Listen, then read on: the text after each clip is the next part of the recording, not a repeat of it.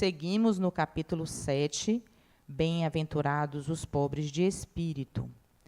E leremos hoje o trecho Mistérios escondidos aos sábios e aos cultos.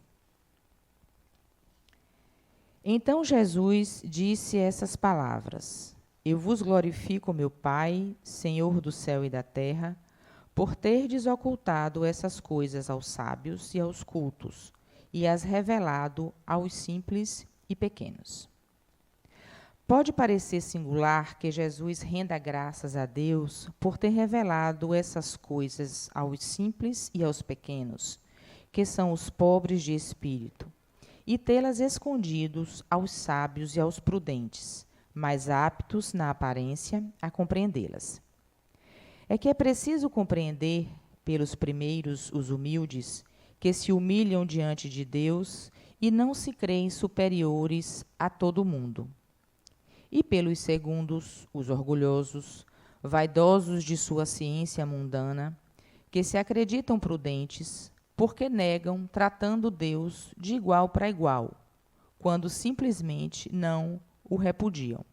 Porque na antiguidade, prudente era sinônimo de sábio. Eis porque Deus lhes deixa a pesquisa dos segredos da terra e revela os do céu aos simples e humildes, que se inclinam diante dele. Assim, grandes verdades são reveladas pelo Espiritismo. Certos incrédulos espantam-se de que os espíritos façam tão pouco para os convencer. É que estes últimos se ocupam com aqueles que buscam a luz de boa-fé e com humildade, de preferência aqueles que acreditam possuir toda a luz, e parecem pensar que Deus deveria estar muito feliz em fazê-los retornar, provando-lhes que existe. O poder de Deus se mostra forte tanto nas menores como nas maiores coisas. Ele não põe a luz sobre o alqueire, pois ele a espalha em ondas por toda parte. Cegos, portanto, aqueles que não a veem. Deus não quer abrir-lhe os olhos pela força, porque lhes apraz mantê-los fechados. Chegará o momento deles, mas será preciso antes que eles sintam as angústias das trevas e reconheçam Deus, e não o acaso, na mão que lhes abate o orgulho. Ele emprega para vencer a incredulidade os meios que lhe convêm de acordo com os indivíduos. Não cabe ao incrédulo lhe prescrever o que deve ser feito. E diz-lhe: se quereis me convencer, é preciso que hajais de tal ou qual maneira, em tal momento melhor em que o outro, porque este é o momento que me convém. Que os incrédulos não se espantem, portanto, se Deus e os espíritos, que são os agentes de sua vontade, não se submetam às suas exigências, e que se perguntem o que diriam se o último dos seus servidores quisesse se impor a eles. Deus impõe suas condições e não aceita imposições. Escuta bondosamente aqueles que a ele se dirigem com humildade, e não àqueles que acreditam ser mais do que ele. Isabel.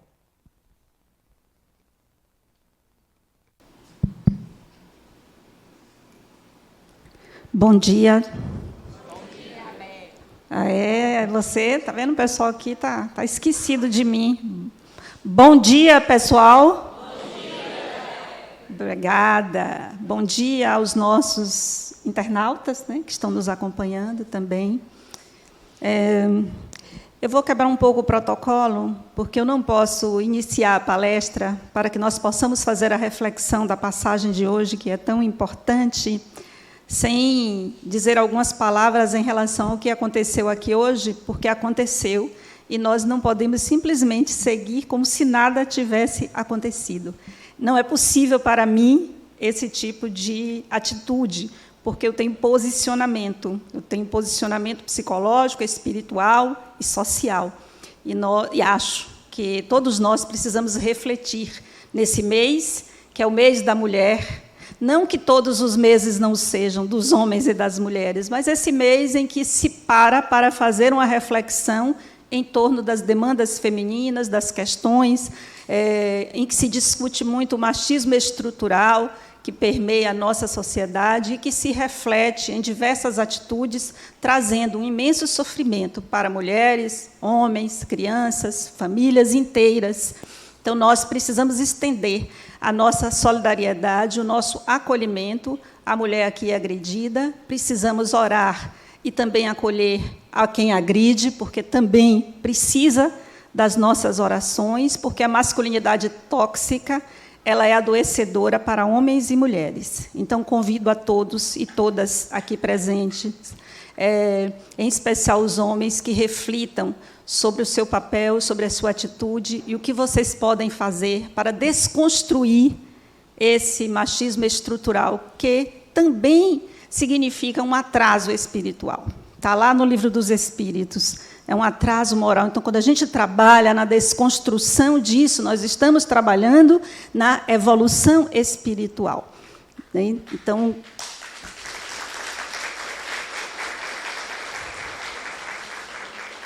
obrigada, gente. Então, eu quero estender a minha solidariedade, o meu abraço, o meu apoio, o meu acolhimento à mulher aqui agredida e estender a todas as mulheres que sofrem qualquer tipo de agressão, não só verbal, como física, que termina, muitas vezes, em feminicídio. Então, que nós possamos refletir sobre o nosso papel na sociedade. Nós não podemos ficar na bolha. Nós vivemos no mundo, e no mundo existe isso. O que é que nós podemos fazer em relação a isso? Existe um componente psicológico, social e espiritual. E nós precisamos, então, trabalhar em todas essas instâncias. Vamos lá, então, para a nossa palestra de hoje. Mistérios ocultos aos sábios, né? E aos cultos e aos sábios. Quando eu estava pensando sobre essa passagem, né, eu me lembrei de uma música. Daqui a pouco eu vou compartilhar com vocês. Aqui não pode tocar a música, mas eu trouxe a letra, né, porque não pode, por causa de questões técnicas do YouTube e tal, de bloqueio, não pode, por causa de direitos autorais. Está certo, ok. Mas eu trouxe aqui, depois eu vou compartilhar a letra com vocês. Mas, antes, eu queria fazer uma reflexão em torno do significado dessa passagem em relação ao que acontece na sociedade contemporânea, que é quem são os sábios, quem são os doutos, os cultos e os sábios. Porque Jesus convida a uma reflexão e diz que existem mistérios que são ocultos. O que ele está querendo nos convidar à reflexão em relação a isso? Nós podemos tratar isso sobre muitos aspectos. Aliás, o Evangelho ele tem esse mistério, essa magia. Nós podemos ler de diferentes maneiras, e de maneiras que vão responder a questionamentos, e de diferentes maneiras em cada momento das nossas vidas. Às vezes, a gente lê uma passagem em um momento da vida, ela nos diz algo. E a gente lê em outro momento e ela nos diz uma outra coisa diferente da anterior. Então, quando trago as minhas reflexões, eu trago dentro de um recorte, dentro das minhas limitações, do meu conhecimento, das minhas possibilidades, e principalmente do momento em que estou vivendo, porque, à medida em que a gente vai vivendo experiências e a gente vai evoluindo, porque a evolução ela se dá milimetricamente dentro da encarnação, cada experiência vai nos impulsionando, né, na escalada dessa escada aí, para levar para um patamar mais elevado em relação à nossa evolução espiritual.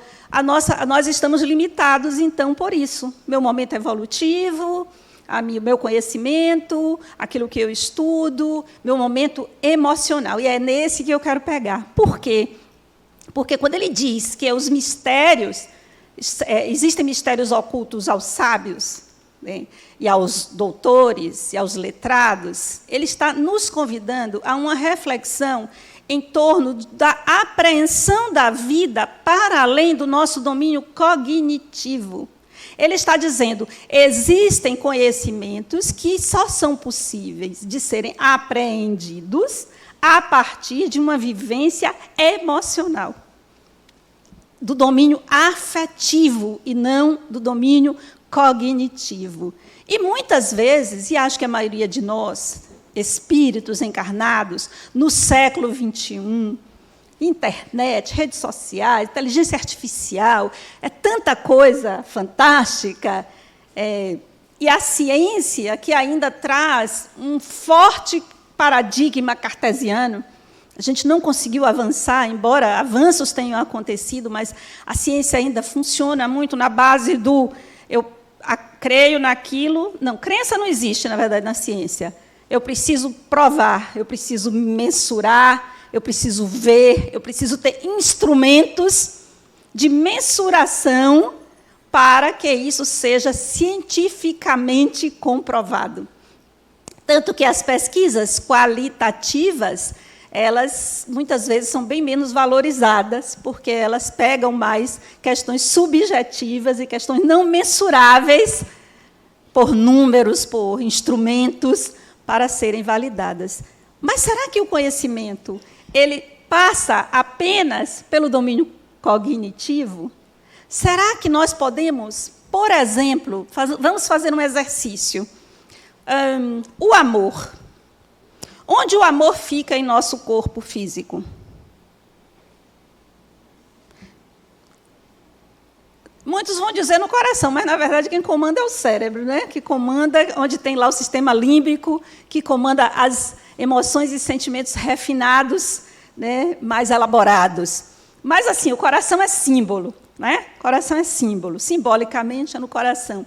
Mas, eu pergunto, que cor tem o amor? Que cheiro? Quanto pesa? Qual é o instrumento que mensura o amor? E eu pergunto a vocês, o amor existe? Existe? Sim ou não? Sim, mas nós não podemos ver, pegar, mensurar, saber onde fica. Nós não podemos. Entretanto, ele existe. Então, existe uma forma de apreensão dentro das potencialidades do espírito imortal que ultrapassa ou perpassa o domínio cognitivo, aquilo que nós podemos ver com os sentidos do corpo físico. E acho que essa é a reflexão, ou pelo menos é a reflexão que é possível para mim nesse momento em relação a essa passagem. Por que foge aos sábios e aos doutos? Foge porque é algo que não está vinculado àquilo que nós estamos comumente acostumados a falarmos que é a inteligência, o intelecto. E, em geral, tudo em nós é medido pelo domínio cognitivo. Você vai fazer um Enem, vestibular não existe mais, né? O Enem, para, por exemplo, um curso que exige mais domínio afetivo que cognitivo, mas você não é mensurado no domínio afetivo, só cognitivo. Eu fui professora da Faculdade de Medicina, tanto da Federal, por 2 anos, quanto da Baiana, por 4, e existiam muitos estudantes que tinham dificuldades no domínio afetivo, na relação interpessoal. E a relação médico-paciente é uma relação que precisa passar pela relação interpessoal. Precisa. Por quê? Porque a pessoa está sofrendo, ela está doente, ela está fragilizada, então precisa ter uma escuta que vai para além do técnico. O técnico precisa estar ali presente. Isso é óbvio. É o óbvio. Mas será que só isso é suficiente? Será que só isso vai ajudar a entender o que está acontecendo com aquele ser humano? Eu estou dando só esse exemplo básico, sem qualquer crítica à forma de atuação de ODB, só uma reflexão para que nós possamos entender a importância do domínio afetivo. Seleções para pessoas que vão cuidar da segurança pública. Olha, que importância, né? E se a pessoa tiver distúrbios, dificuldades, eu sei que tem uma parte de psicoteste, essas coisas, mas isso é pouco. Se não fosse pouco, nós não veríamos tantos desastres acontecendo, porque a pessoa não tem controle, não tem domínio, não tem... Então, nós costumamos desvalorizar o afetivo. Se alguém é muito bom em matemática, por exemplo, as pessoas dizem, que criança inteligente. como é inteligente, mas é dado pouca atenção à criança que se expressa através do desenho, da dança, da arte. Né? Se o filho diz assim, vou fazer música com habilitação em violão, meu Deus do céu, esse menino vai viver de quê? Né?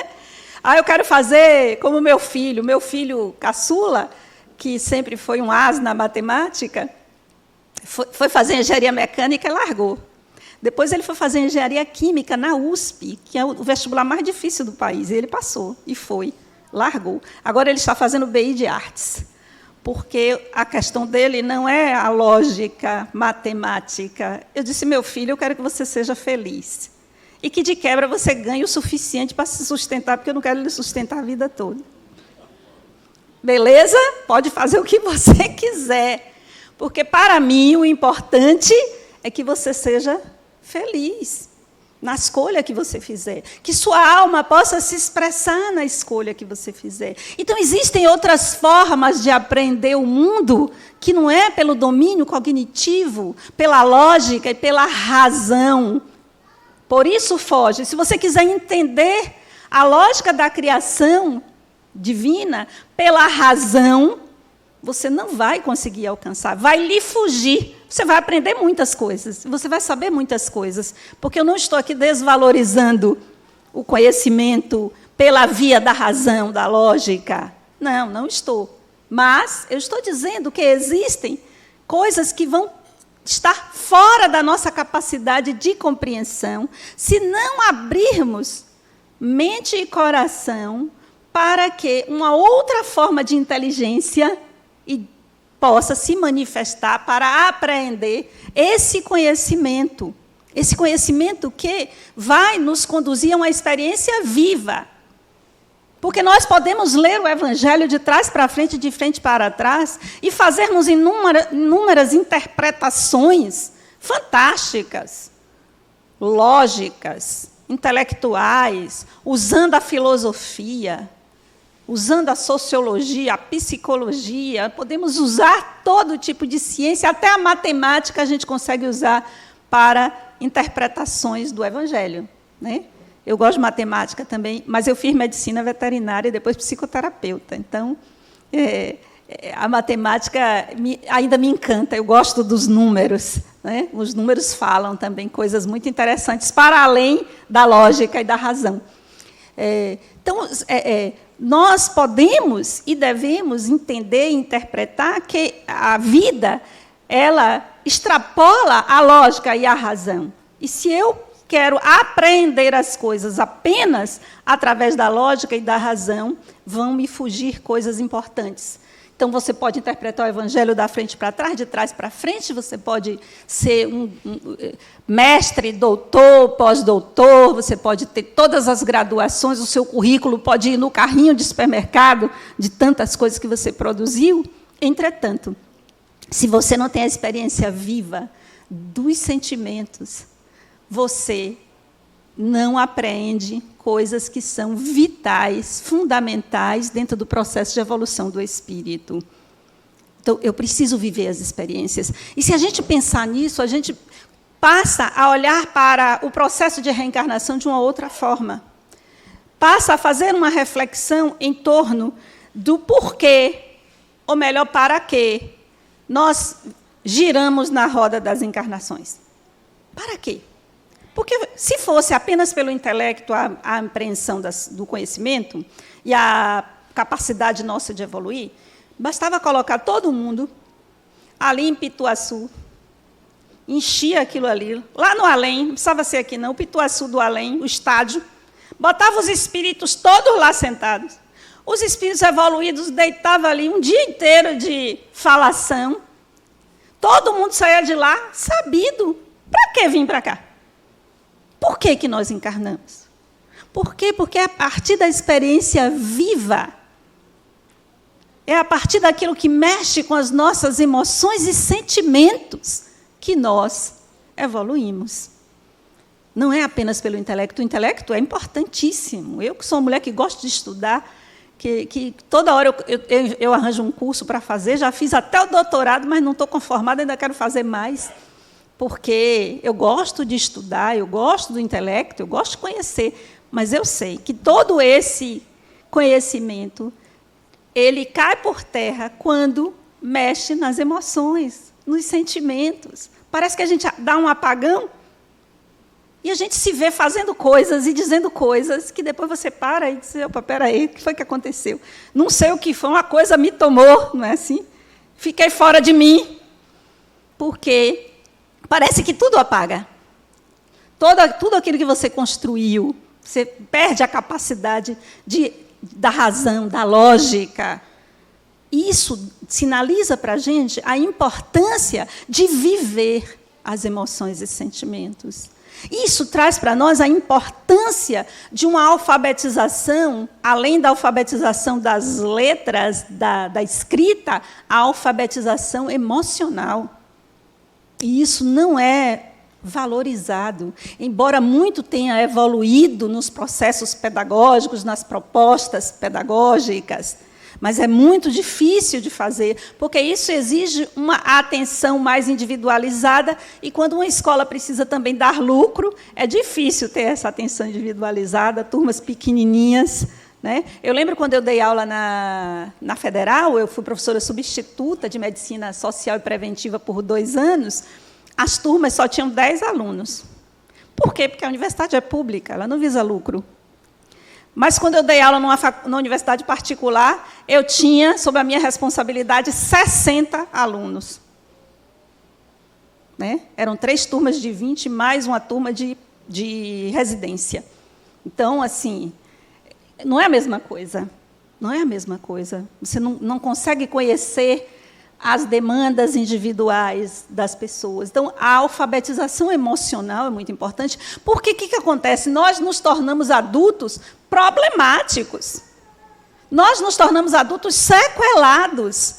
Por quê? Porque nos ensinam a ler, nos ensinam a escrever, e tem gente que ainda defende que a escola só deveria ensinar, por exemplo, a ler, a escrever, querem tirar sociologia, filosofia, que são áreas do conhecimento humano que ajudam e auxiliam no saber pensar, saber refletir e, portanto, a capacidade de fazer uma autorreflexão em torno de si mesmo também. Não é só das coisas e das ciências. Quando você aprende a pensar, você aprende a refletir, você cria um senso crítico para o mundo de fora, mas também para o seu mundo de dentro. Você é capaz de organizar internamente, ou pelo menos ter um GPS que ajude você a navegar no seu mundo interno. Porque é disso que o Evangelho de hoje fala. É isso que está oculto, porque toda atitude consciente para fora, também existe uma atitude inconsciente.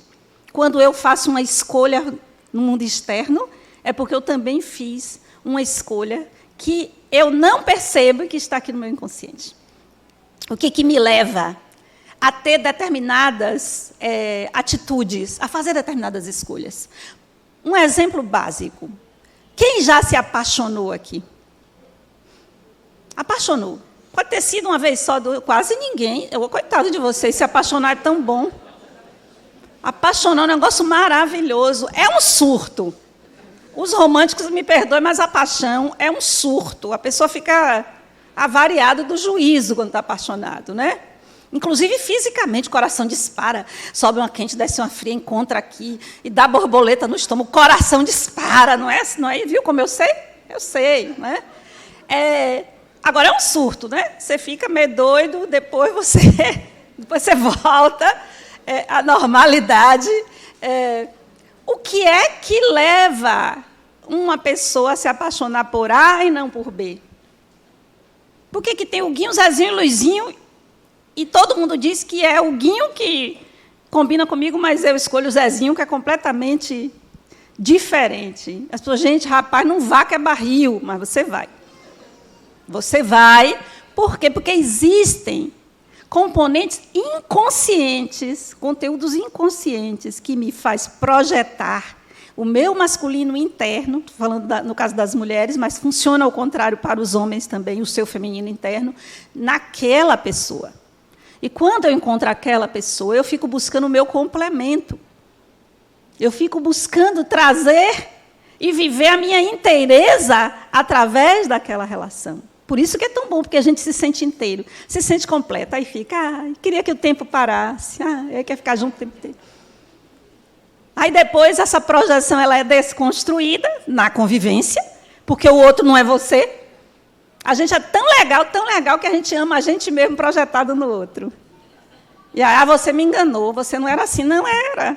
É porque você estava com óculos do apaixonamento e você não viu. Você só viu o que você queria ver, porque era tão bom que você fechou os olhos. É quando a paixão termina que o amor tem a oportunidade de se estabelecer. Né? É quando a paixão termina. Alguns conseguem, outros não. Ok, sem problema. A gente tem muita oportunidade, tem muita gente no mundo, a gente vai tentando aí, até aprender a amar.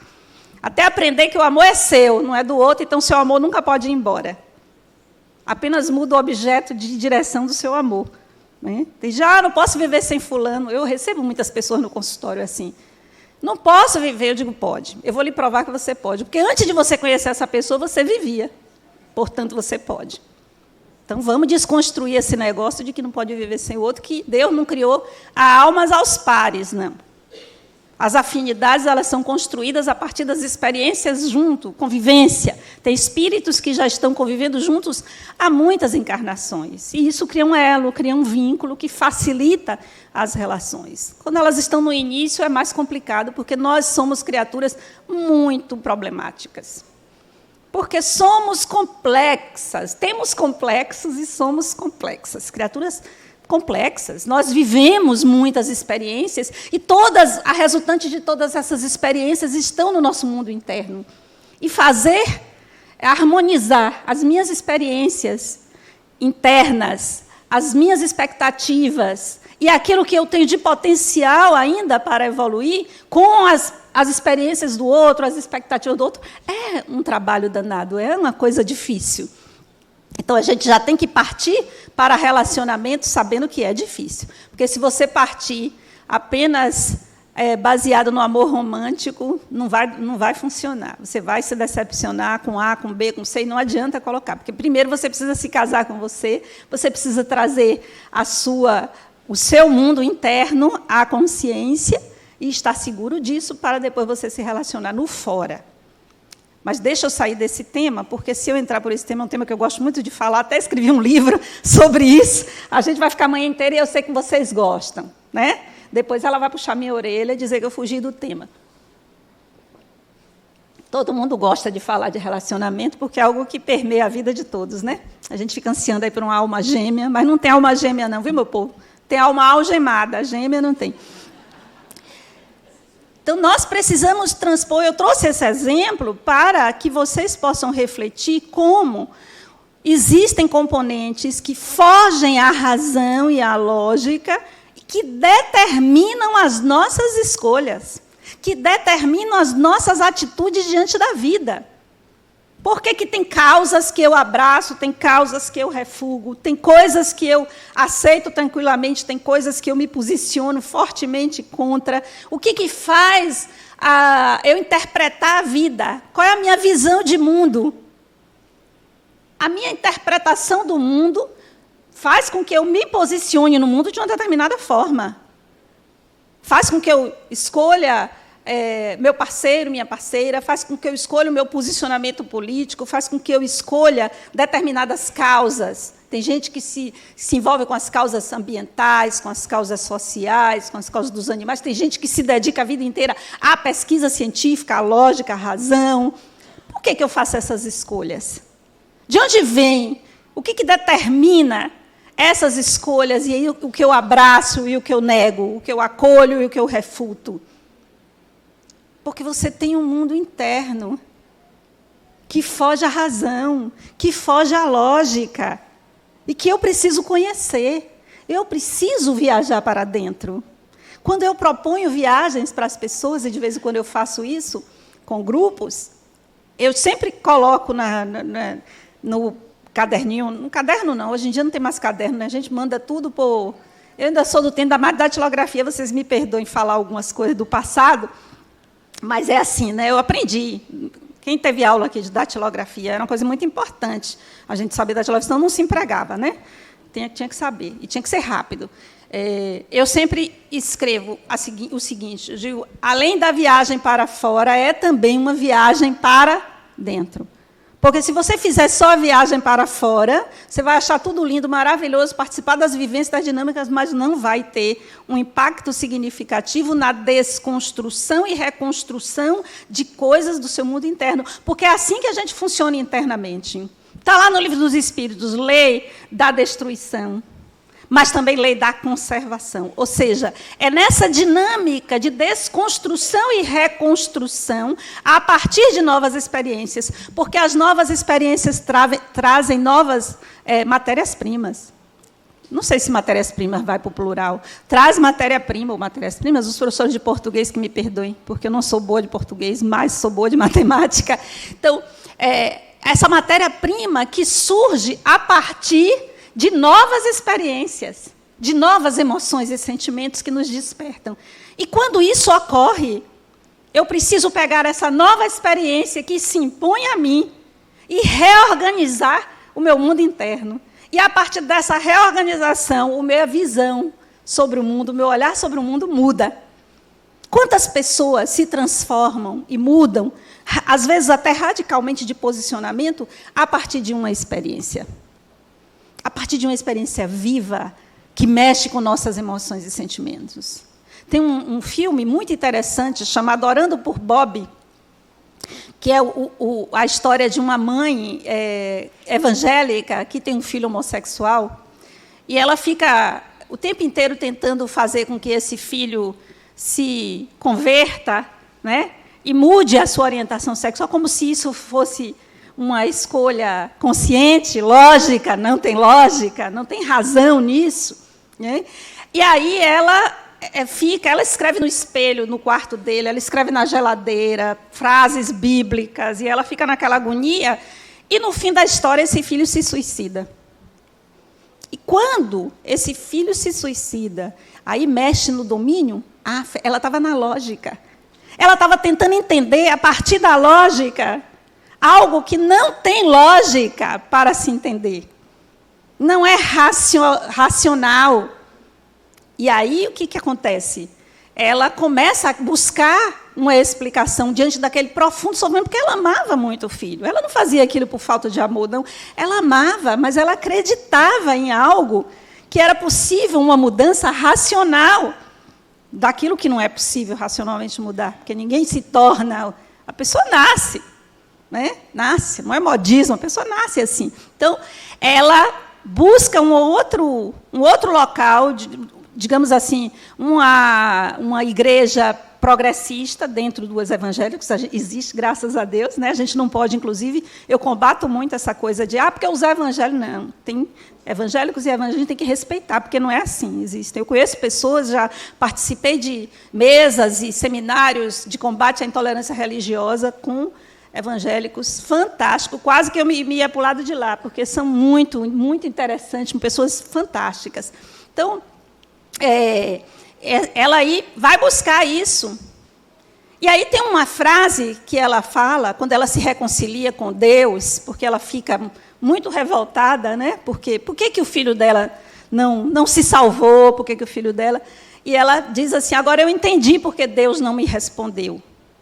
Porque não havia nada para ser mudado. Então, ela compreendeu, a partir de uma lógica não racional, aquela situação que se impunha a ela para o seu próprio progresso. E ela se tornou uma ativista da causa. É muito interessante, assistam, Orando por Bob. É muito interessante para a reflexão, né, sobre como nós queremos resolver coisas a partir de uma lógica da razão e como a vida nos empurra para vivermos experiências que se impõem, porque a experiência se impõe. Você não consegue reter o tempo, você não consegue reter os acontecimentos. Aliás, a grande ansiedade que permeia, porque a ansiedade e depressão é a dupla dinâmica, vai ser até o seminário, né, que eu sugiro que todos venham, porque essa dupla dinâmica aí, ansiedade e depressão, são os grandes mal, os grandes problemas psicológicos do século XXI, o espírito no século XXI está ansioso, a ansiedade nasce da necessidade de controle também, dentre outras causas que vocês vão saber no domingo, que a Adenauer vai falar muito melhor do que eu sobre isso. Do controle, a gente quer ter o controle das coisas. A gente quer controlar os acontecimentos antes que eles aconteçam. E isso é impossível. Isso gera uma ansiedade terrível. Então, nós precisamos viver as experiências. E, a partir da vivência, é que nós vamos, então, absorver aquilo que tem para ser absorvido, aquele aprendizado, porque é sempre um aprendizado necessário, por mais que seja difícil. Não existe uma experiência que seja negativa para o espírito imortal. O ego pode achar ruim, o personagem pode achar péssimo, você pode sofrer com isso, mas para o espírito imortal é uma experiência valiosa.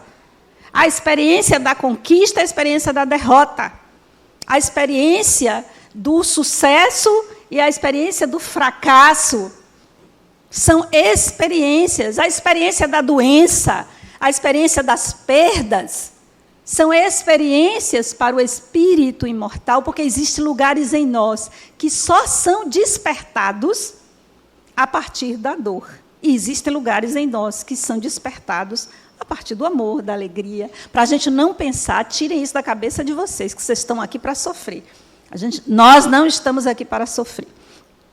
Se você sofre, não sabe o que está sofrendo, não está entendendo nada, está adiantando nada, é um sofrimento inútil. Eu não quero uma unha encravada. Eu só quero sofrer a justa medida do sofrimento para que eu possa aprender. E quando estou sofrendo, aliás, se vocês souberem aí de alguém que cuida de ombro, por favor, já tem 2 meses que meu ombro não para de doer, acupuntura, fisioterapia, não sei o quê, não sei o quê, não sei o quê, e eu não sei o que é que meu ombro está querendo me dizer. Está querendo dizer que eu pare de carregar o mundo nas costas. Essa parte eu já entendi. Né? O difícil é a gente largar os fardos que a gente carrega, principalmente nós, mulheres, que queremos o tempo inteiro abraçar tudo, fazer, e ainda dizem para a gente isso. Né? Você é uma guerreira, eu não quero mais ouvir isso. Porque mulher faz tudo ao mesmo tempo. Não, a gente faz tudo ao mesmo tempo e a gente fica deprimida, doente, o cabelo cai, a unha quebra, e as costas e os ombros doem. Não, a gente não quer mais isso, não. Né? Vamos diminuir nossa carga, porque ela está muito pesada. E a gente vai fazendo isso sem reflexão, sem pensar, porque é algo que a gente já nasce e nos é imposto por uma conjuntura social.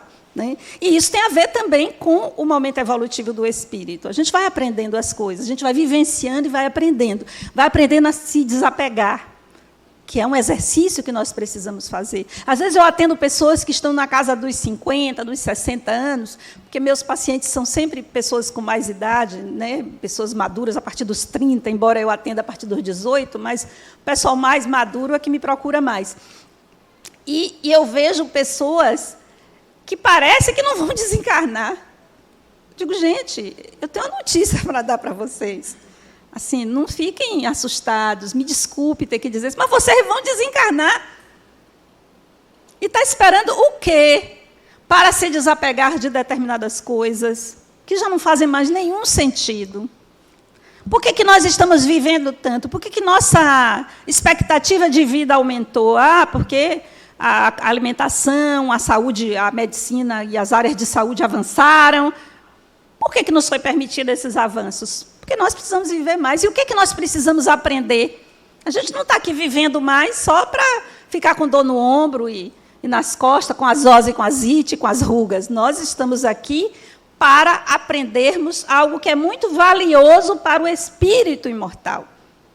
O desapego, as limitações externas que nós devemos, então, voltar a nossa energia para o interno. Carl Gustav Jung tem uma frase linda sobre o envelhecer que eu adoro, porque eu fiz outro dia um seminário sobre o envelhecer espiritualizado, que é assim: o sol, após iluminar o mundo, volta os seus raios para dentro para iluminar a si mesmo.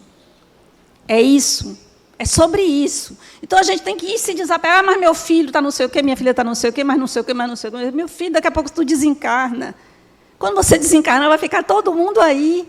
Está na hora de você cuidar daquilo que você vai levar. O que você vai levar? O que você vai apresentar quando você desencarnar.